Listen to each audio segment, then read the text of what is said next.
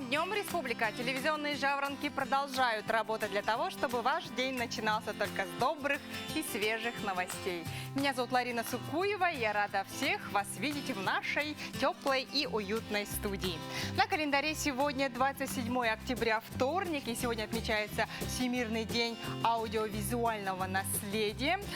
Также в этот день календаря дали первый комедийный спектакль в первом в России выстроенном здании, которое выстроили специально для театральных представлений по указу царя Алексея Михайловича. Случилось это в 1672 году, а спустя 280 лет в этот же день календаря было впервые применено радиационное облучение для борьбы с раком.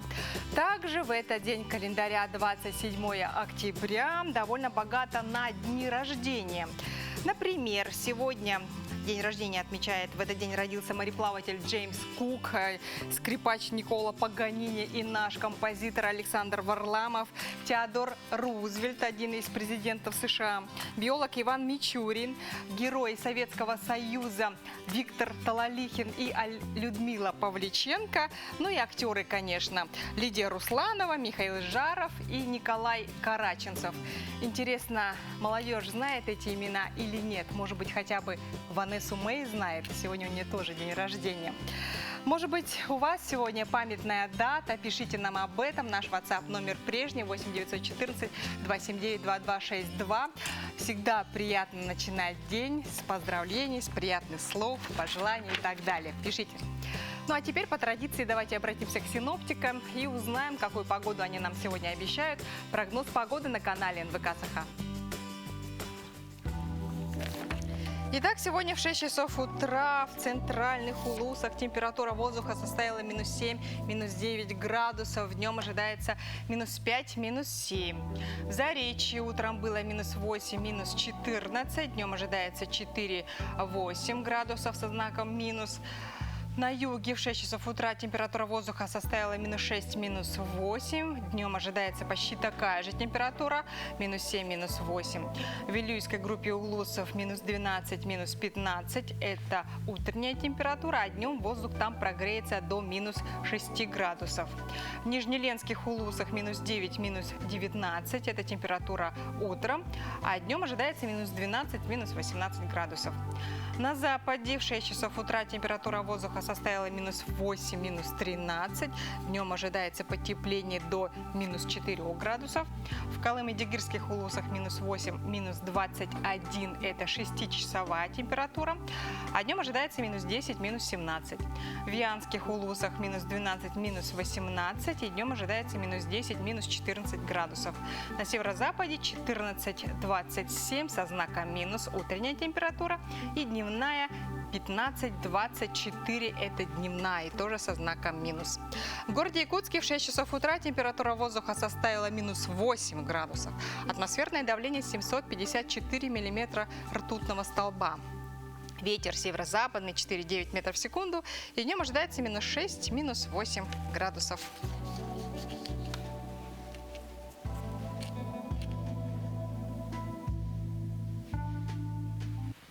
А между тем, 20 октября председатель правительства России Михаил Мишустин подписал постановление о финансировании из федерального бюджета строительства центров культурного развития в поселках городского типа на территории Дальнего Востока. И в число 8 пилотных проектов вошла Якутия. В Якутии центр культурного развития будет построен в поселке Нижний Бестях. Средства на строительство в размере 147 миллионов рублей будут выделены из федерального бюджета в рамках национального проекта «Культура». Ряд работ уже произведен, в частности, отвод территории, разработка архитектурного решения будущего центра. Сегодня в Нижнем Бестяхе местный дом культуры располагается в ветхом деревянном аварийном здании 1982 года постройки. Поэтому новый центр культуры здесь очень ждут. Он разместится в самом центре поселка на улице Ленина и будет включать специальные классы, музейно-выставочные пространства, зрительный зал на 200 мест, подсобные помещения, кафе, буфет и другое. Также в рамках национального проекта «Культура» в республике открылась первая модельная библиотека за полярным кругом. И 5 миллионов рублей получила районная детская библиотека филиал поселка Тикси. Уже в этом году она полностью отремонтирована, пополнилась новой техникой и книгами. Была закуплена новая мебель, в том числе удобные диванчики и кресла для детей, модульные столы-трансформеры, стенды, полки и прочее. Открылись комната семейного чтения и отдыха для самых маленьких читателей и их родителей. Давняя мечта библиотеки.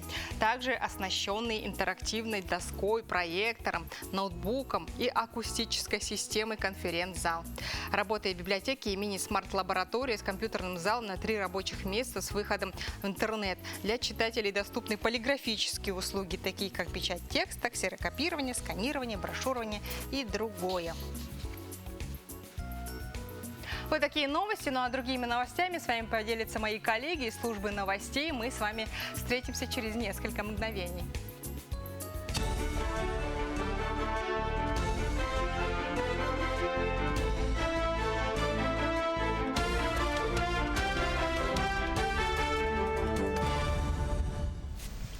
Новый день встречаем с новостями к этому часу. В студии Василий Радченко. Здравствуйте.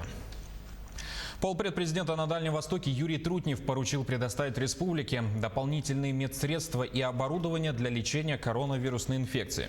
Он обратил внимание, что сроки тестирования, когда анализы прибывают в лабораторию и возвращаются обратно, достигают 7, а то и 8 дней. А за это время течение болезни может измениться к худшему. Вопрос будет отработан с Министерством здравоохранения России. Трутнев заявил о необходимости принимать дополнительные решения. Либо разворачивать дополнительные лаборатории, либо обеспечивать быструю транспортировку. Сроки тестирования не должны превышать 3 дней, заявил полпред. Вакцинация от коронавируса станет бесплатной после запуска больших объемов производства в России. Об этом заявил министр здравоохранения Михаил Мурашко. Напомним, что Минздрав страны в августе зарегистрировал первую в мире вакцину для профилактики COVID-19, разработанную НИЦем имени Гамалеи. Она получила название «Спутник В». Также в октябре зарегистрировали еще одну отечественную вакцину «Эпивак Корона», разработанную в центре «Вектор» Роспотребнадзора.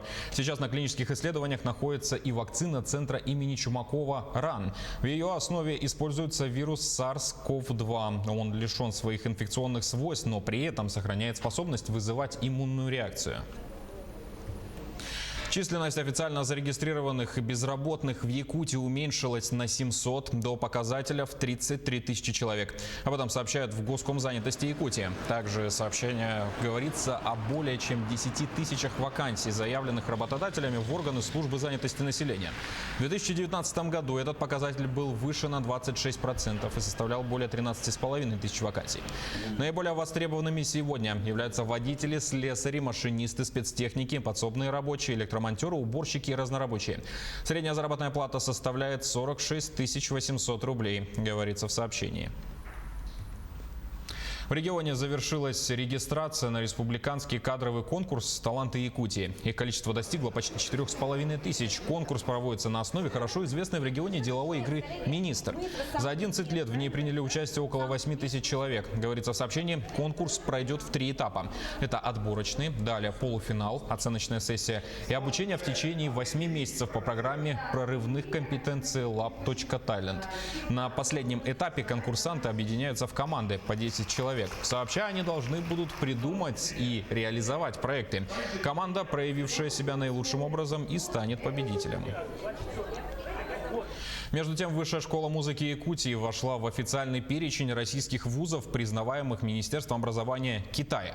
Всего из России в список включено около 200 университетов. В планах якутского вуза развитие тесного сотрудничества с образовательными организациями Китая в целях привлечения абитуриентов по всем направлениям программы подготовки, а также реализации совместных проектов в области академического обмена.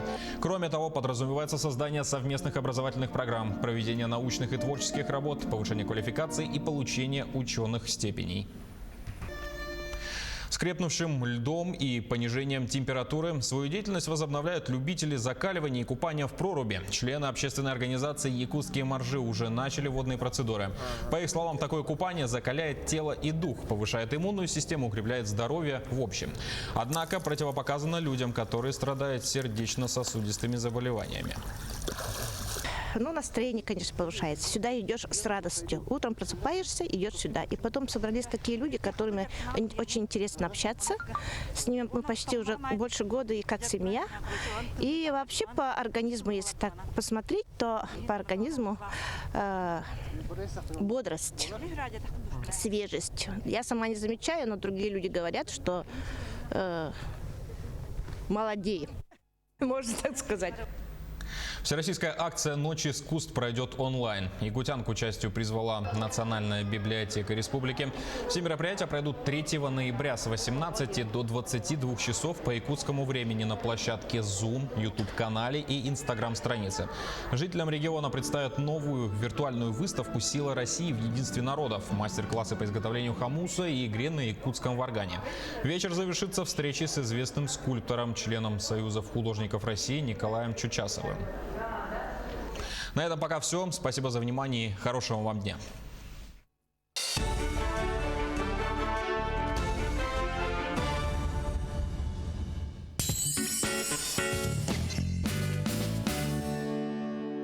Горячая распродажа холодильников. В Техноторге цены тают. Так, например, холодильник 180 сантиметров за 19 900 рублей. В торговом доме Сербике супер грандиозные скидки только в июле. Только для вас. Торговый дом Сербике. Компания «Денежный поток» предлагает новый займ. Легкий. Теперь ставка от 0,5% в день. Всего по 2 документам. Одобрение за 15 минут. Точки выдачи по всей республике. Наш адрес: улица Дзержинского, 11. Первое крыльцо, 3-й этаж. По статистике, 80% пожаров в лесах происходит по причине неосторожного обращения с огнем. Не допусти пожара в лесу. Береги лес от пожара. Особо охраняемые природные территории – наше природное богатство. Это дом для многих видов животных и растений. Лесные пожары возникают от небрежного обращения с огнем. Берегите лес от пожара. Алроса, помимо налогов и дивидендов, ежегодно выделяет более 10 миллиардов рублей в социальную сферу Якутии. Это новые детские сады, школы, больницы, дворцы культуры, другие социальные объекты. Каждым добытым и реализованным алмазом Алроса вкладывает в детство и молодость, поддерживает пенсионеров. Успешная деятельность компании во благо всех якутян. Алроса – якутская компания.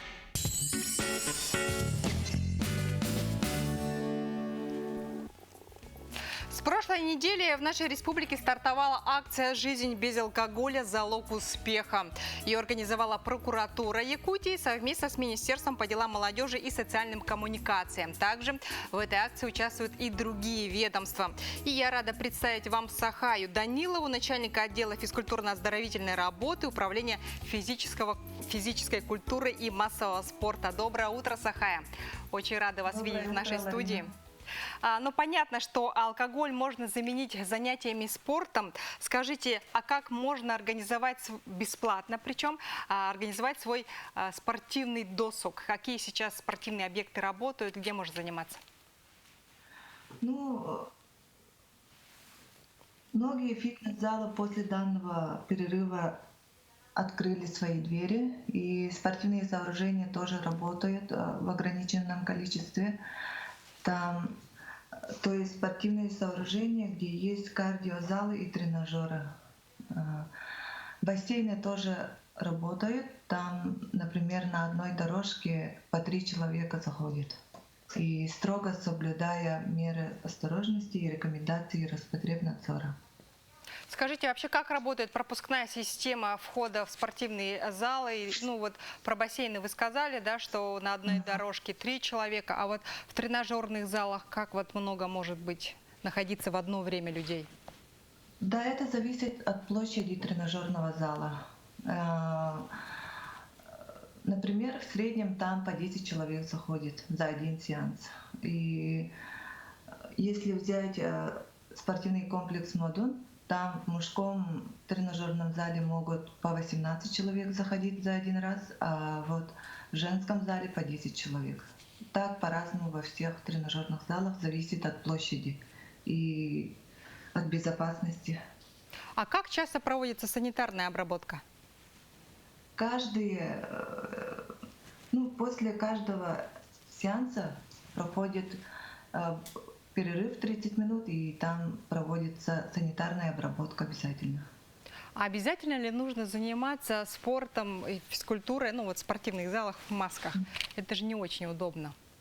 Нет, в масках, наоборот, нельзя заниматься спортом, потому что это нельзя так заниматься. То есть вхожу в спортивный зал в маске, потом, когда переодеваюсь, маску тоже долой снимаю, да? Таким образом происходит. А каким образом можно организовать свой досуг дома? Вот некоторые не выходят из дома, сидят на самоизоляции. Как можно заняться спортом? Вот есть какие-то у вас рекомендации, советы? Да. Мой совет в том, что самое лучшее физическое оздоровление для человека — это сейчас отдых на природе, прогулка на природе. Пешие походы сейчас очень популярны для многих людей. И в общем, физическая активность в сочетании с прогулкой — это способствует укреплению иммунитета человека. И я тоже, например, каждые выходные стараюсь выходить на природу с друзьями, с семьей, чтобы освежиться, зарядиться энергией и для физической подготовленности. Саха, я еще слышала, что в эти дни проходит благотворительный забег «Бежим впереди ЧС». Расскажите, пожалуйста, что за проект, что за забег такой? Это большой благотворительный забег, который запустил Красный Крест. Это называется «Бежим впереди чрезвычайных ситуаций». Это получается... Особенность данного забега в том, что она длится 9 месяцев. То есть это была запущена уже в августе месяце и длится и заканчивается 22 мая в городе Москве в следующем году. Но этот забег, я так понимаю, всероссийский, то есть в нем можно принимать участие не только в Москве, когда завершится в мае, но и в регионах нашей страны. А вообще кто может принять участие и вообще что за забег такой, какова дистанция? Абсолютно все желающие могут принять участие. Этот забег онлайн проводится, и они заходят, любой желающий может пройти регистрацию на сайте rec.place и там выбирать свою комфортную беговую дистанцию. Там начинается от 5 километров до 21.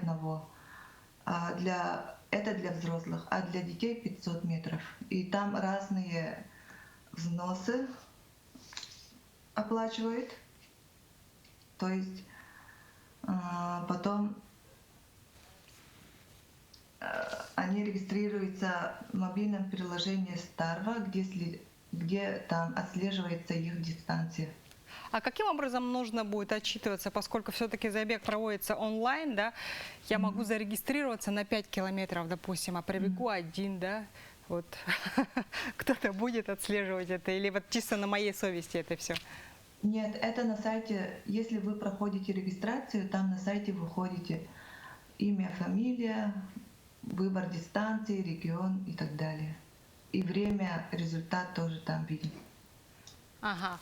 Благотворительный забег. Получается, что за участие в этом проекте нужно оплатить какие-то взносы.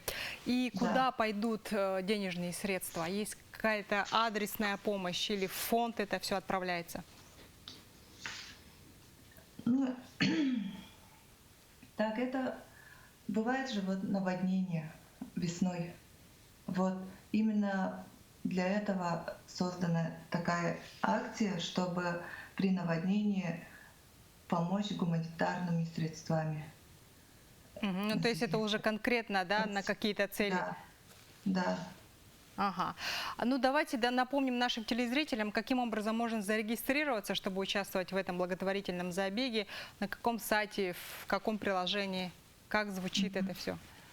Сайт .place называется. Там все подробно описано. Там есть пошаговая инструкция, как регистрироваться, как скачать приложение, как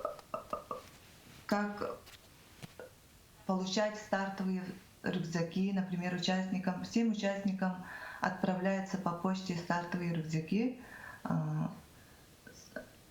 Взрослым футболки, там, рюкзаки, а вот детям дождевик и бутылка для питья воды. Угу.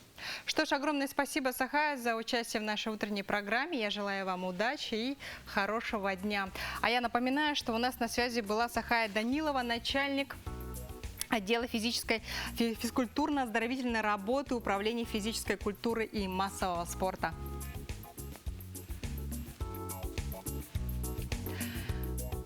Доброе утро, дорогие друзья! На календаре 27 октября, вторник, на часах уже 7 часов 20 минут. Интересно, что же ждет нас в этот день. У кого-то намечается важная деловая встреча, соответственно, волнение, как она пройдет. Другие переживают по поводу первого свидания. Словом, чтобы хоть как-то себя успокоить, давайте обратимся к астрологам. Гороскоп в программе «Новый день».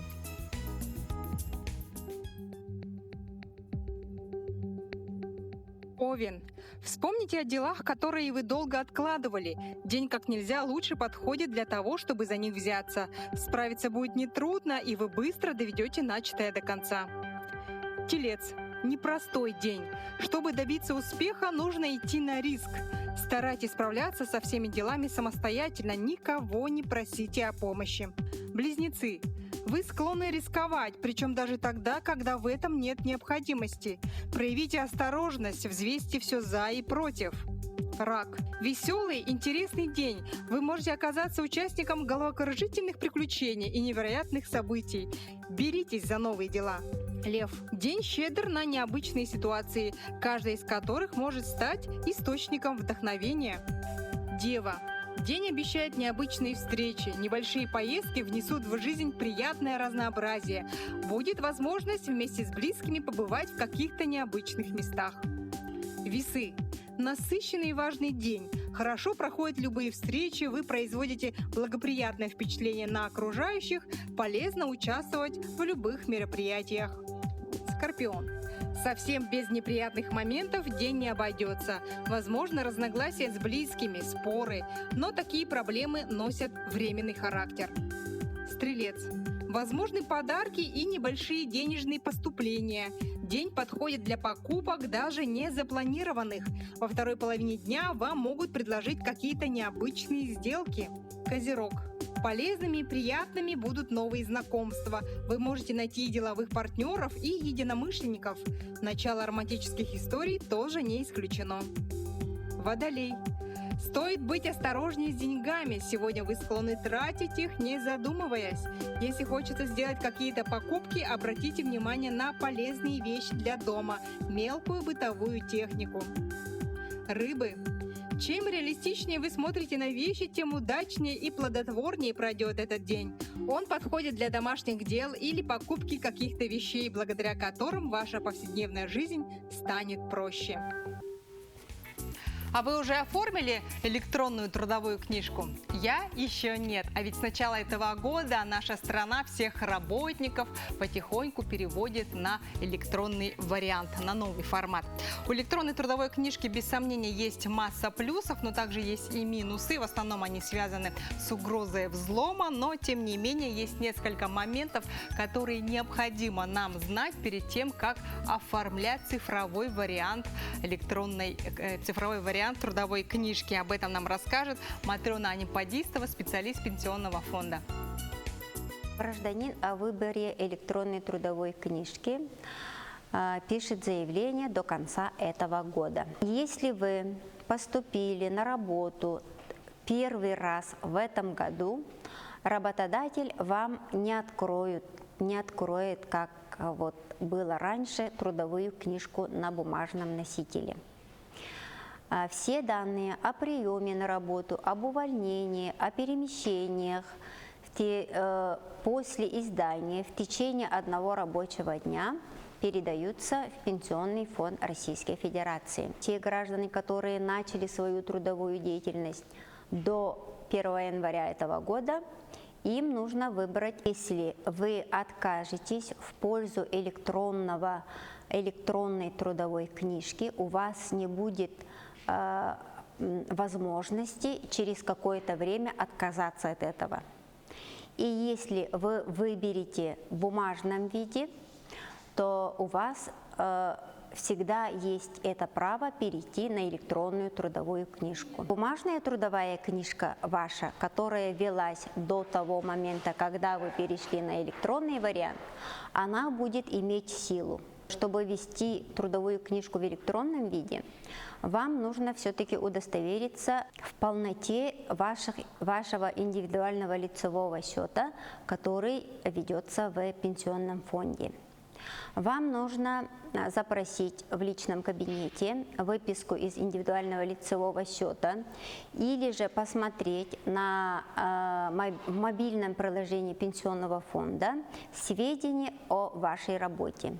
Если эти сведения разнятся или там неполные сведения, то вы можете обратиться, если вы состоите в трудовых отношениях, к работодателю, чтобы он скорректировал данные.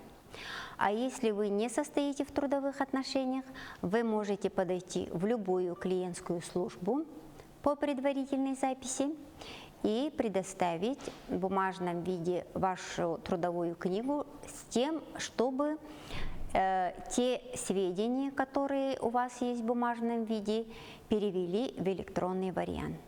Если вы перейдете на электронную трудовую книжку, все сведения будут храниться в электронном виде в базах, в информационных базах пенсионного фонда.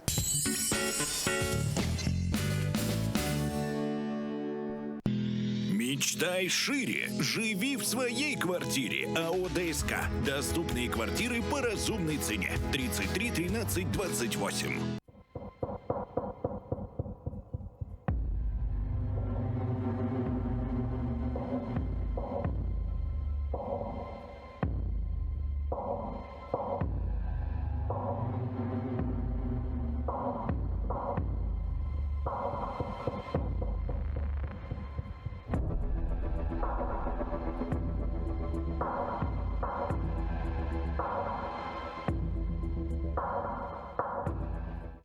Талант есть у каждого.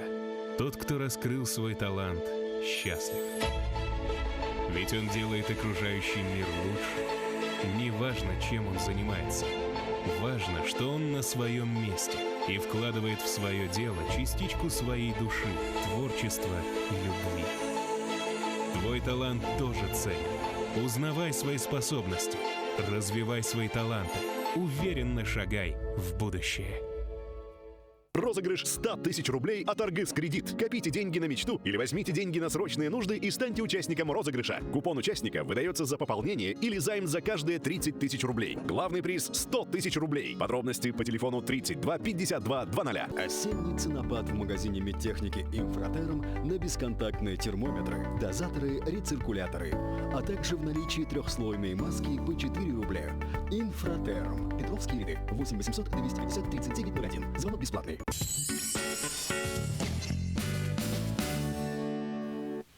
Доброе утро всем тем, кто только что к нам присоединился. На календаре сегодня 27 октября, вторник. И через неделю, 4 ноября, жители республики смогут оценить один из самых амбициозных проектов в истории якутского кинематографа. Я говорю о фильме «Тыгын-Дархан».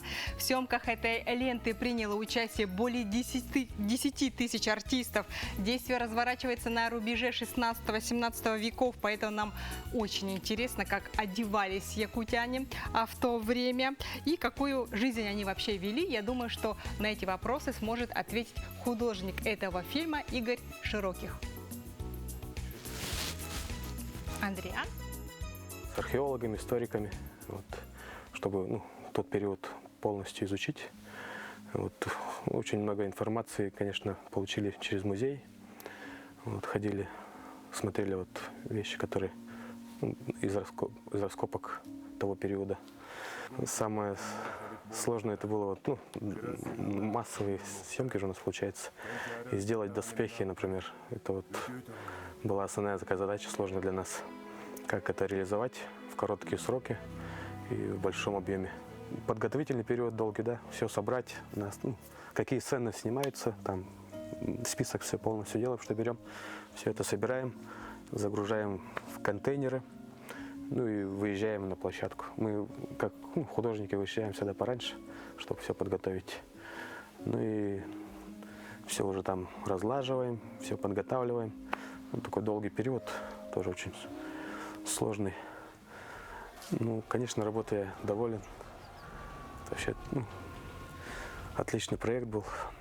Столько знаний, столько опыта было получено. Навык такой большой наработал. В будущем, если проекты будут, я, скорее всего, тоже поучаствую.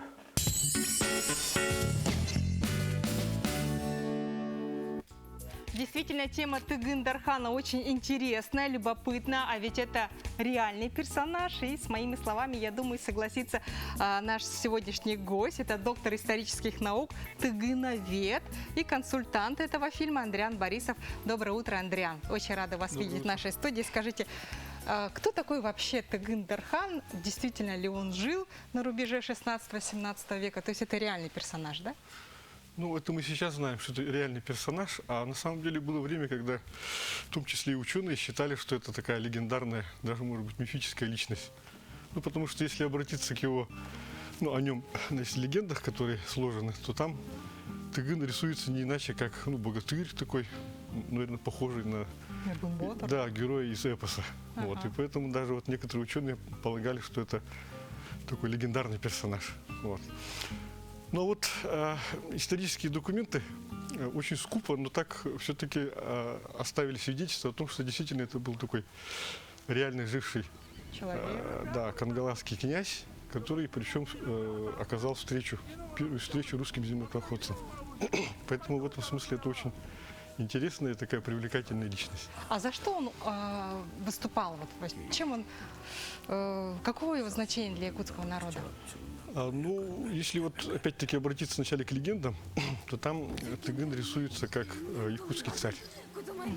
То есть у него имя такое, его звали Тыгын, но его не иначе называли как Саха Муңур Ирахтагты, то есть абсолютный такой правитель якутов. Гигант, такой очень сильный, очень такой могучий человек. Во-первых, в такой ипостаси он запомнился, что у него большая семья, у него сыновья-богатыри, и он одерживает победы над своими противниками. Так? Когда ученые специально стали заниматься этим вопросом, например, такие известные, как Ксенофонтов, академик Окладников, они все-таки пришли к выводу, что это, видимо, какие-то были политические процессы. То есть он пытался объединить якутские улусы, и тогда были улусы якутские. И если посмотреть с точки зрения истории того времени вообще, это же конец 16-го, начало 17 века, если мы посмотрим панораму такую, мировую историю, мы там видим, что несколько крупных держав начали как-то бороться за сферы влияния, возникли большие империи, например, Цинская империя, или на Западе Англия, Франция начали захватывать колонии, и в том числе русское государство тоже раздвигало свои границы. И поэтому небольшие народы, как якуты, они, конечно, решали вопрос, как же быть в такой ситуации. То ли присоединяться, то ли воевать, то ли как, Но в любом случае какие-то политические процессы происходили. А каким был народ, какие были якутяне, которые проживали в то время? Я думаю, что создателям фильма-то как раз и удалось показать это, если не в полной мере, то, по крайней мере, близко к этому. Потому что они использовали материалы раскопок, в том числе знаменитая международная экспедиция сахо-французская. То есть те находки, например, детали одежды, вооружение, бытовые предметы, они полностью были именно скопированы. Воссозданы, да? И в этом смысле, я думаю, тоже будет интересно посмотреть этот фильм. Да, действительно любопытно. А вообще, какова история создания этого фильма?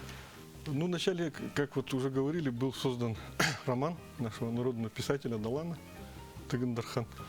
Затем Министерство культуры республики провело конкурс, это уже лет 5-6 назад было, на съемку именно такого широкомасштабного фильма, такого уровня. И вот сценарий Тыгын Дархана по мотивам романа Далан победил. И наш известный режиссер Никита Ржаков взялся вот за этот фильм. И вот он и пригласил, в том числе и консультантов, в этот фильм. Сразу обращу внимание, что он задействовал очень много консультантов. Ну а в чем заключалась ваша роль, вот как консультанта? Ну, наша роль-то была, в общем-то, ознакомить режиссерскую команду, съемочную группу, именно с теми историческими сведениями и вообще, как запечатлелся вообще образ Тыгына, какое он значение имеет. Ну и как-то вот, чтобы они погрузились в эту обстановку, в том числе мы рассказывали, как проходят вот экспедиционные вот поездки, да, то есть какие находки были, да, то есть вот такого. А вы выезжали на съемки сами лично? Ну вот, смотрели, да, как все происходит? Да, было, конечно, и этот был момент, я считаю, самый такой, наверное, помечательный. Захватывающий. Да, Вы, наверное, с нетерпением ждете премьеры этого фильма. Я напомню нашим телезрителям, что он стартует уже 4 ноября во всех кинотеатрах нашей республики. Обязательно приходите и посмотрите картину Никиты Ржакова «Тыгын Дархан». Ну, а сейчас мы продолжаем наш эфир, и как вы знали, что сегодня отмечаются довольно-таки интересные даты. Например, 27 октября – это День наставничества, День черной кошки, День осенних миражей и День плюшевого мишки. О последнем празднике, о последней дате чуть более подробно. Привет! Сегодня 27 октября. Именно сегодня Международный день плюшевых мишек. У меня их много. И я никогда даже не задумывалась, что есть такой праздник. И история этого праздника очень интересна. Первый плюшевый медвежонок был сшит 118 лет назад, в 1902 году. Говорят, что однажды президент США Теодор Рузвельт поехал на охоту и не стал убивать медвежонка. Он просто его пожалел. Эта история попала в газеты. Одну такую статью прочитала жена владельца магазина игрушек. Она и шила первого медвежонка. Игрушку установили в витрине и назвали медвежонок Тедди, который очень понравился покупателям. Как видите, у меня мишек много, и всех их мне подарил мой папа. Но у меня есть еще один.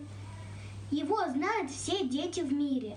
Как вы поняли, это Винни-Пух. В 1926 году была издана книжка «Винни-Пух и все-все-все», написанная Алленом Милном. По написанию этой книжки писатель вдохновил плюшевый медвежонок, которого он с женой подарили маленькому сыну Кристоферу Робину в 1921 году. В мире существует около 20 музеев плюшевых мишек, и еще есть люди, которые просто их коллекционируют. Я поздравляю всех, кто коллекционирует, кто играет, или тех, кто просто их любит.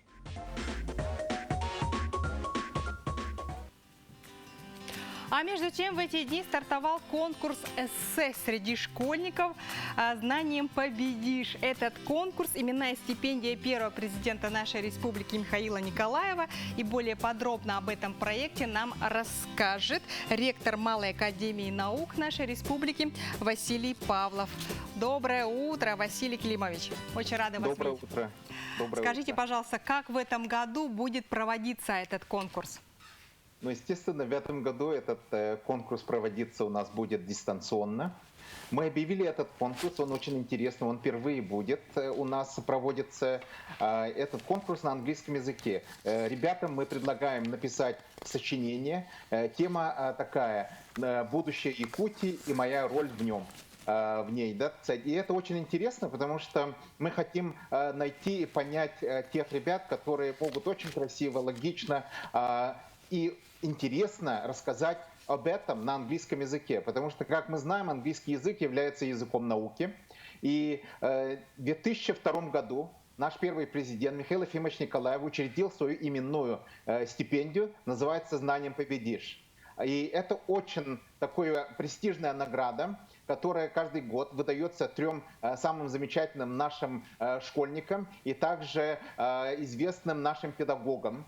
И это как раз для того, чтобы благодарить их за их работу, которую они сделали в области научных исследований и также олимпиадного движения. Поэтому всем ребятам, которые нас слушают, предлагаю принять участие на нашем конкурсе эссе, который проводится в рамках данного мероприятия. Это все будет отмечаться 13 ноября, в день рождения Михаила Ефимовича Николаева. Василий Климович, скажите, говоря о школьниках, о каких классах, о каком возрасте идет речь? Ребята какие могут Мы принять предлагаем участвовать всем ребятам. Тут возраст лимита нету, ограничений нету. Все могут участвовать, кто может красиво, интересно написать. Самое главное, чтобы это была ваша работа, оригинальная, интересная. Мы обязательно его, прочитаем. И самые интересные работы у нас будут опубликованы. И также видео, которые они сделают, прочитав эти работы, будут у нас опубликованы на нашем YouTube-канале. Поэтому, ребята, посмотрите наш YouTube-канал, это будет очень интересно. Чтобы оценить, да, как можно подготовиться. Скажите, а куда и до какого числа следует отправлять свои работы? Ваши работы, ребята, мы принимаем до 6 ноября. Пожалуйста, поэтому, посмотрите наш инстаграм-канал, наш сайт «Ленский край», и вы там увидите объявление об этом конкурсе. И отправляйте свои работы вместе со своим видео. Видео мы как раз покажем на нашем YouTube-канале. А кто будет интересно? А кто будет оценивать работы ребят? Оценивают наши известные ученые, которые являются сами экспертами, говорят на хорошем английском, и также представители нашего ученого совета. И поэтому будет очень такая интересный конкурс. Победители получат ценные призы, денежные тоже. Поэтому, пожалуйста, принимайте участие. Вот вы сказали, что 3 ребят, да, победят в этом конкурсе. А что даст эта победа ребятам? Может быть, какие-то дополнительные очки в ЕГЭ, какие-то льготы для поступления? Это, во-первых, дает очень много возможностей, потому что мы в дальнейшем с этими ребятами будем работать, их выдвигать на разные международные конкурсы и прочее, что очень важно, потому что мы считаем, что кто может красиво и интересно написать, у него также идет очень хорошая работа в области логики, они могут хорошо делать и научные работы, поэтому, пожалуйста, покажите себя, раскройте свой потенциал всем нам. Василий Климович, этот конкурс нынче будет проводиться в 19-й раз, если я не ошибаюсь, да? Вот за время проведения этого конкурса какая работа вам больше всего запомнилась, о чем она была? Да. Что касается самого конкурса стипендий, да, это стипендии, которые мы даем ребятам, получившим наибольший успех в области научных исследований и также в области олимпиадного движения. И всегда у нас есть ребята, которые показали удивительно красивые вещи. Например, в прошлом году у нас Илья Сисько, который сейчас поступил в Бауманский университет, наш известный. Его работы тоже очень высоко оценены. Сейчас он делает интересные работы, которые могут даже претендовать на определенные патенты, и будучи уже студентом. То есть у нас много ребят, которые уже показали себя и сейчас учатся в известных университетах России и очень активно продвигают себя и свою научную деятельность, участвуя в разных интересных проектах. Василий Климович, а работа какой должна быть по протяженности, по масштабности, большой или малой? Что касается эссе на английском языке, максимум должно быть 500 слов, но может быть меньше, да, 200, 300. Пожалуйста, ребята, так что не бойтесь, пишите, потому что очень важно все это нам оценить и посмотреть. Вам тоже будет очень интересно. Василий Климович, давайте напомним нашим телезрителям, нашим юным телезрителям, до какого числа нужно отправлять работы и на каком сайте все это оставлять. Да. Значит, у нас все это объявление висит на сайте Ленский край, также на нашем инстаграм-канале, также это есть на нашем YouTube-канале. И эти все работы мы будем принимать до 6 ноября по Google форме, которая там есть, имеется ссылка. Поэтому, ребята, активно участвуйте. Что ж, огромное спасибо за такую познавательную информацию сегодня с утра. Я думаю, что будет много откликов от наших юных телезрителей и будет поступать много работ на английском языке, хотя и мне кажется, так это трудно, ну для меня трудно. Пожелаю вам удачи и спасибо ребятам большое. тоже. Я напоминаю, что сейчас у нас на связи был ректор Малой академии наук нашей республики Василий Павлов. Ну а сейчас мы уходим на короткую рекламную паузу. Не переключайтесь, ну и не забывайте, дорогие друзья, что мы для вас работаем только в прямом эфире. Наш WhatsApp номер прежний 8 914 279 2262. Отправляйте свои сообщения, я обязательно их прочитаю. Может быть, сегодня у кого-то памятная дата, день рождения, юбилей, дата. Ведь всегда приятно начинать день с добрых слов и пожеланий.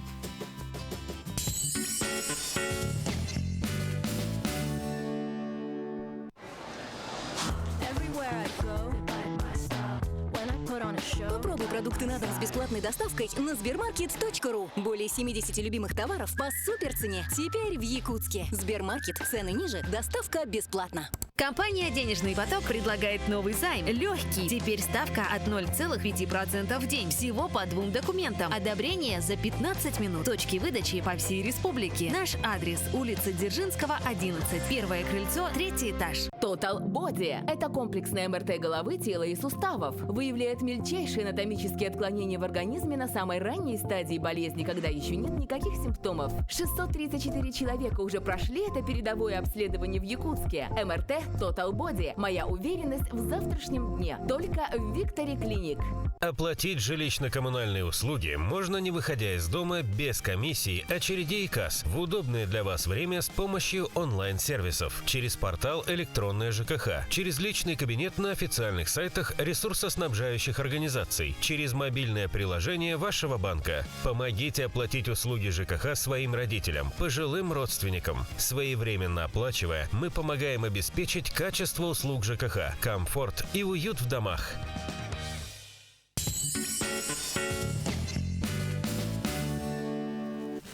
Доброе утро, дорогие друзья! Месяц тому назад в России стартовал проект «Про-кадры», который открывает молодым людям двери в федеральные министерства и ведомства. Проект реализуется Ассоциацией молодежных правительств Российской Федерации. И более подробно об этом проекте нам сегодня расскажет член молодежного правительства нашей республики Владислав Окоргов. Владислав, доброе утро!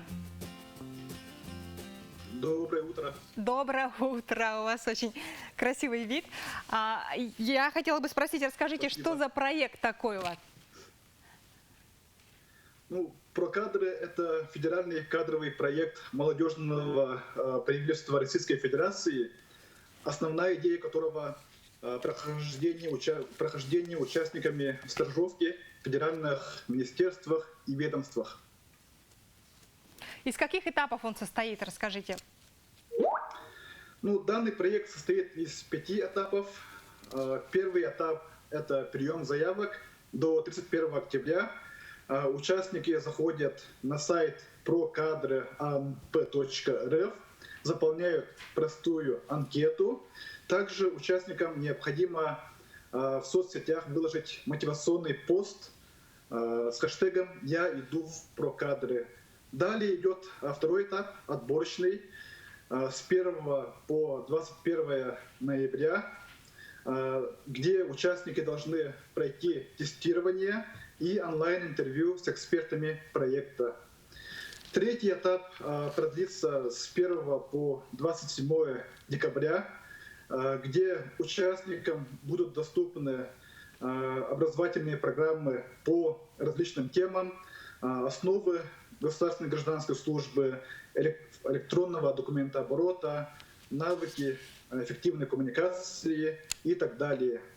Четвертый этап стартует в следующем году с 11 по 31 января. В рамках данного этапа состоится онлайн-собеседование с представителями федеральных министерств и ведомств с целью определения победителей. И финальный этап – сама стажировка. Она пройдет с 15 февраля по 15 марта. Участники будут стажироваться в федеральных министерствах и ведомствах. Скажите, пожалуйста, Владислав, а что дает молодым людям участие в этом проекте? И проект этот проводится впервые или уже имеет какой-то опыт? Ну, данный проект проводится второй год.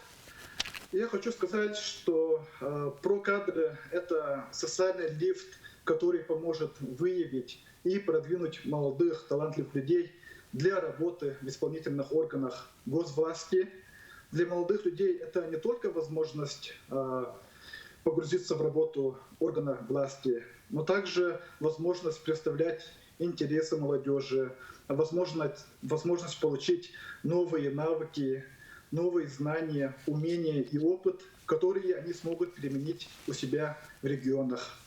А сколько уже заявок подано от нашей республики? По состоянию на вчерашний день из 190 участников со всей России от нашей республики 15 молодых ребят подали заявки. А как вы думаете, для чего и почему молодым людям следует идти работать в госслужбу? Ну, до сих пор бытует такой стереотип о том, что в госслужбе царит бюрократия. Такой стереотип уже не актуален сейчас, так как в рамках реализации национального проекта «Цифровая экономика» сейчас полным ходом идет активная цифровая трансформация госуправления. Так что у госслужащих креативность и гибкость имеют место быть. Если у молодого человека есть государственное мышление, креативный взгляд, то я думаю, что ему следует идти работать на госслужбу, чтобы решать важнейшие государственные задачи во благо развития родной республики и страны. Владислав, скажите, пожалуйста, у меня такой вот вопрос. А чем этот проект, ProCadre, отличается от деловой игры министров? Сейчас это называется «Таланты Якутии». По мне, так это очень похожие проекты. Или я ошибаюсь? Да, концептуально они похожие, но если вот сравнить количество поданных заявок на нашу игру республиканскую, «Таланты Якутии», там много участников. А тут, видите, я озвучил цифру 190 человек со всей России, потому что я думаю, что в проект ProCadre идут мотивированные люди, которые хотят связать свою жизнь с госслужбой. Что ж, огромное спасибо, Владислав, за интересную, полезную информацию. Я желаю вам удачи и хорошего настроения. А я напоминаю, дорогие друзья, что сейчас у нас на связи был Владислав Окарков, член молодежного правительства нашей республики. Принимайте участие в конкурсе ProCadre. Ну а сейчас я хотела бы снова дать слово нашим астрологам, которые подскажут, что же ждет нас сегодня, 27 октября, во вторник. Гороскоп в программе «Новый день».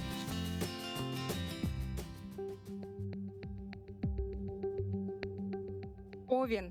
Вспомните о делах, которые вы долго откладывали. День как нельзя лучше подходит для того, чтобы за них взяться. Справиться будет нетрудно, и вы быстро доведете начатое до конца. Телец. Непростой день. Чтобы добиться успеха, нужно идти на риск. Старайтесь справляться со всеми делами самостоятельно, никого не просите о помощи. Близнецы. Вы склонны рисковать, причем даже тогда, когда в этом нет необходимости. Проявите осторожность, взвесьте все за и против. Рак. Веселый, интересный день. Вы можете оказаться участником головокружительных приключений и невероятных событий. Беритесь за новые дела.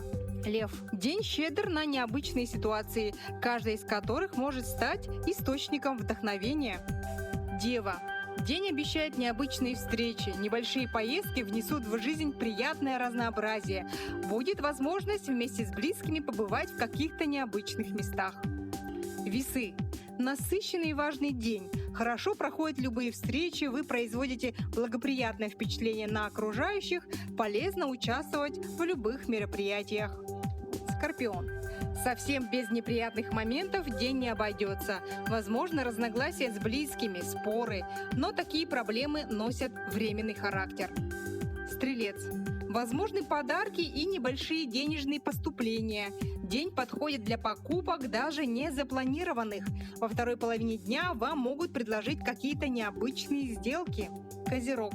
Полезными и приятными будут новые знакомства. Вы можете найти деловых партнеров и единомышленников. Начало романтических историй тоже не исключено. Водолей. Стоит быть осторожнее с деньгами. Сегодня вы склонны тратить их, не задумываясь. Если хочется сделать какие-то покупки, обратите внимание на полезные вещи для дома, мелкую бытовую технику. Рыбы. Чем реалистичнее вы смотрите на вещи, тем удачнее и плодотворнее пройдет этот день. Он подходит для домашних дел или покупки каких-то вещей, благодаря которым ваша повседневная жизнь станет проще. К сожалению, с каждым днем количество случаев заражения COVID-19 увеличивается. Закрываются школы, учреждения, люди переходят на удаленную работу. Но на это можно посмотреть и с другой стороны, ведь пандемия дала невероятный толчок техническому креативу всех людей, всех стран и всех континентов. В интернете мы нашли самые причудливые, самые удивительные антивирусные гаджеты. Давайте посмотрим. Благодаря пандемии появилась целая антивирусная индустрия. Но защитные средства должны быть не только эффективными, но и стильными. Hello. Мрачная маска больше не скроет вашу улыбку. Программисты придумали, как передавать эмоции с помощью светодиодов. Они вшиты в аксессуар, реагируют на голос и управляются через смартфон. Но это еще не самое оригинальное коронавирусное изобретение. Не, свежий воздух, классно. Прохладненько. Защитная маска фильтрует воздух прямо у вас под носом. Интернет-пользователи только плечами пожимают от удивления и ставят лайки техническому прогрессу. Но скептики убеждены, что в дезинфекции нуждается не только окружающая атмосфера. Но сегодня и для этого имеется отдельный гаджет. И я его теперь использую каждый день. Сейчас перестраховаться, завтра по больницам не тусоваться. Такие ультрафиолетовые санитайзеры стали появляться на рынке сразу после начала пандемии. Прибор убивает бактерии на смартфонах, наушниках и других вещах, которые мы постоянно держим в руках. Правда, продезинфицировать все поверхности, к которым приходится прикасаться в течение дня, вряд ли получится. Тогда бороться с коварным вирусом помогает смекалка. Подошли там, нажали на кнопку лифта или домофона, зажгли, все, произошла дезинфекция. После каждого прикосновения вирусы на скрепке погибают в огне. А эти ребята пошли дальше и придумали альтернативные дверные ручки. Инновация теперь позволяет без стеснения открывать любые двери буквально ногами.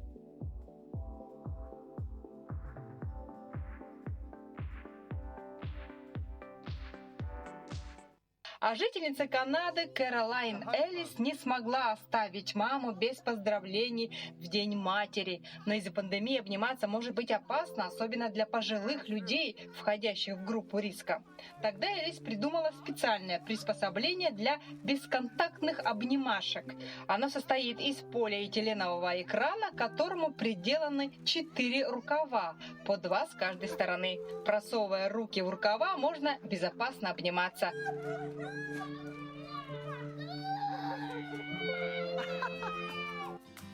Друзья, сейчас реклама. Через несколько мгновений встречайте моих коллег Нергуяну и Романа. Ну а я всем желаю доброго утра.